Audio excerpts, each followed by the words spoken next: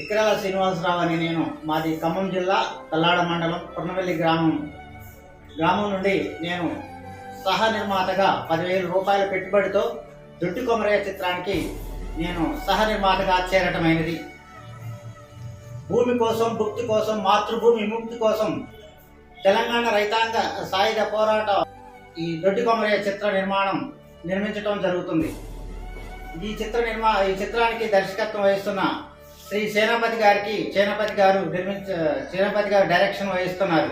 ఈ సినిమాలో సహ నిర్మాతగా చేయడానికి బహుజనులంతా ముందుకొచ్చి సహ నిర్మాతలుగా చేరాలని కోరుతున్నాను.